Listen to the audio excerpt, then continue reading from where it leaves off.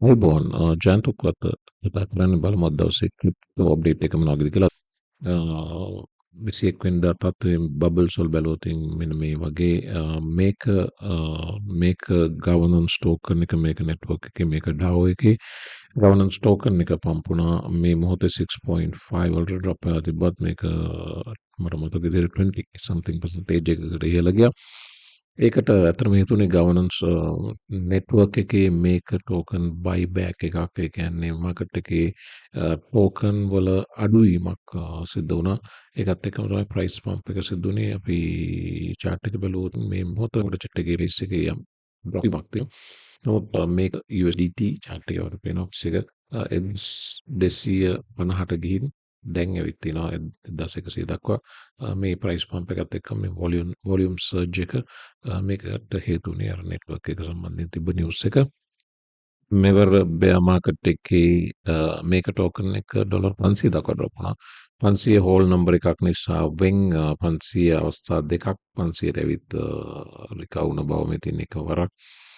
මේ තියන්නේ දෙවෙනි වර මේ මෑතක 500 බවුන්ස් වුණ බව පේනවා. ඒ වගේම ඇවිත් නතර වුණේ 1250. ඒ කියන්නේ 2.5 ගේන් එකක් බොටම් එකේ ඉඳලා මේ වෙනකොට මේක ඔල්රෙඩි අරන් තියෙනවා. සාපේක්ෂව ඉතාම අඩු වොලියුම් එකක් ක්‍රිප්ටෝ මාකට් එකේ මේ වීකෙන්ඩ් එකේ පවා දැන් වීකෙන්ඩ් එකේ එළඹෙමින් තියෙන වෙලාවේ පවා පේන තියෙන්නේ.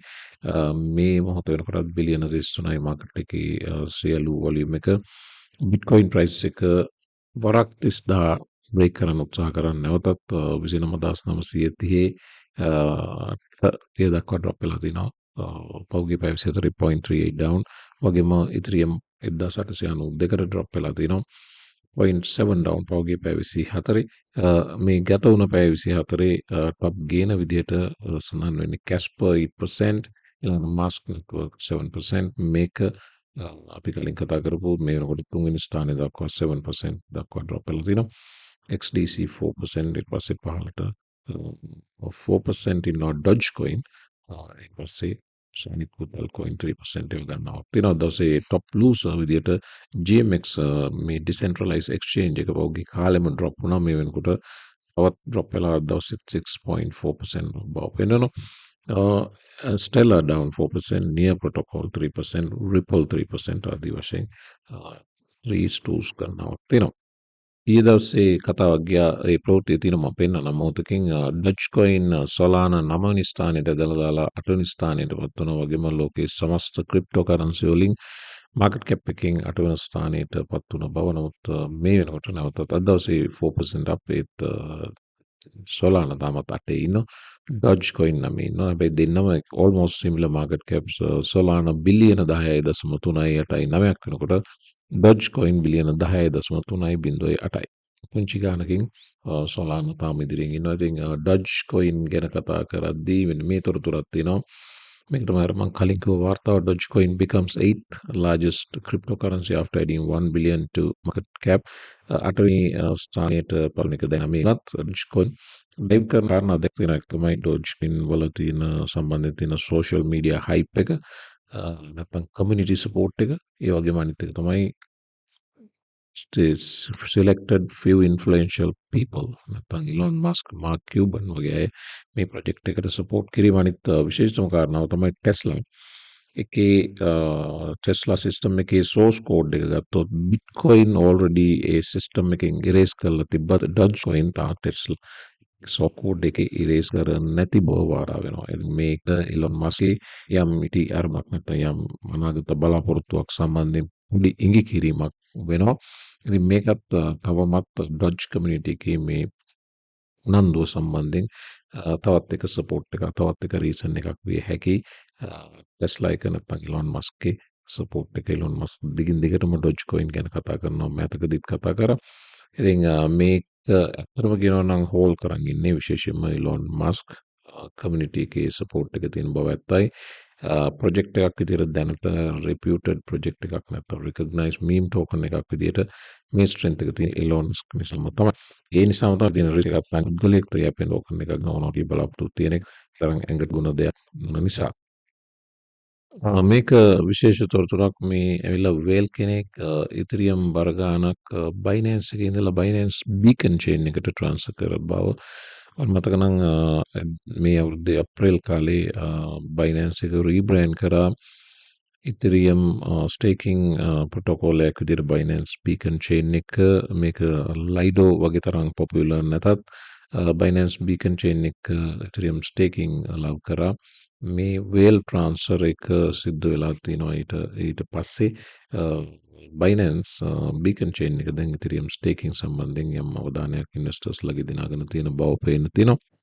ඒ කෙසේ වෙතත් මේ චිට් එක බැලුමට පේනවා මේ රෙඩ් ලයින් එක ඉතිරියම් සප්ලයි එක්ස්චේන්ජස් වල තියෙන සප්ලයි එක දිනෙන් දින ඩ්‍රොප් වෙමින් යන හැටි ඉන්වෙස්ටර්ස්ලා ඉතිරියම් එක්ස්චේන්ජස් වල තියෙනවට වඩා විශ්වාසය තියෙන්නේ ඉතිරියම් සෙන්ට්‍රල් එක්ස්චේන්ජ් වලින් තියෙන ඉතිරියම් සම්බන්ධයෙන් නැත්නම් personal hardware wallets වලට ඉතිරියම් ට්‍රාන්ස්ෆර් කරලා තියෙනවා වගේම decentralized exchanges වලට තමයි ඉතිරියම් ට්‍රාන්ස්ෆර් කරලා තියෙන්නේ. centralized exchanges volume එක red එකෙන් පෙන්වන අතරේ supply outside of exchanges පෙන්වනවා yellow එකෙන් පැහැදිලිවම පේනවා.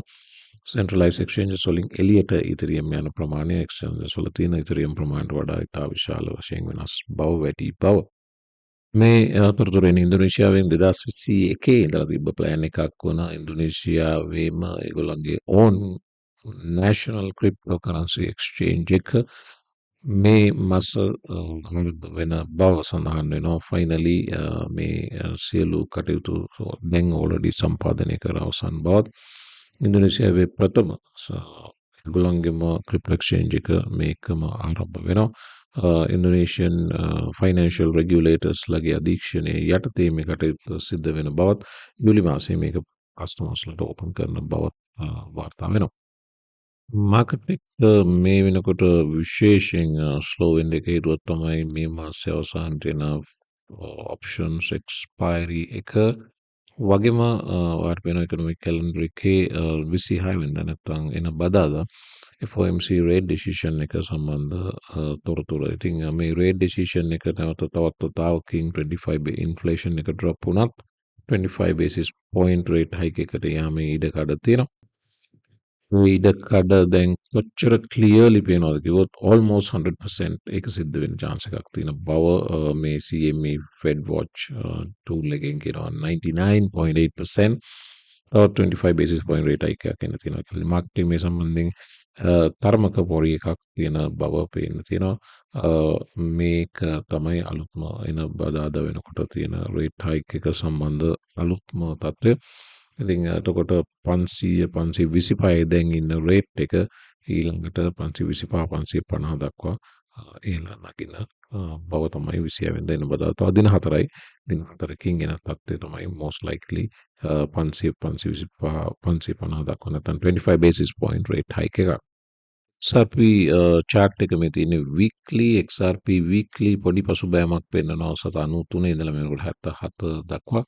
ඒකට එක රීසන් එකකුත් මෙන්න මේක SEC එක නැවතත් උත්සාහ කරමින් ඉන්න බව පසුගිය තීන්දුවට අපීල් කිරීම සඳහා මේ ඩිරෙක්ට්ලි අපීල් එකක් දාලා තිබෙන්නේ නැතත් SEC ඩෝකෝන්ට එරෙහිව තියෙන උසාවියේ ෆයිල් කරලා තියෙන නඩුවේ ඇතුළත් කරපු තොරතුරු වල සඳහන් වෙනවා මේක ඉදිරියේදී SEC විසින් රිපල් අපීල් කරන්න ලොකු chance එකක් තියෙන බව මේ ඩෝකෝන්ගේ කේස් එකේදී දාපු ෆයිලිං එකක විශේෂයෙන්ම සඳහන් වෙනවා රිපල් නඩු තීන්දුව සම්බන්ධයෙන් SEC ගේ නීතිඥයෝ කියනවා respectfully those portions of Ripple were wrongly decided and this court should not follow them කියලා මේ රිපල් එකේ තීන්දුවේ මේ කාරණා නිවැරදිව තීන්දුව වෙලා නැහැ.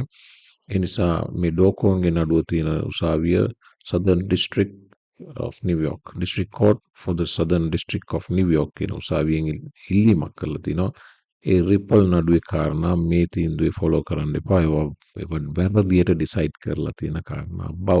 එතකොට මේකෙන් පේනවා පැහැදිලිවම SEC ස්ටාෆ් එක රිපල් නඩුව අපීල් කිරීම සඳහා මෙවැනි ප්‍රිවියුස් කරමින් ඉන්න බව මේ වාර්තාවේ කියන්නේත් ඒකයි.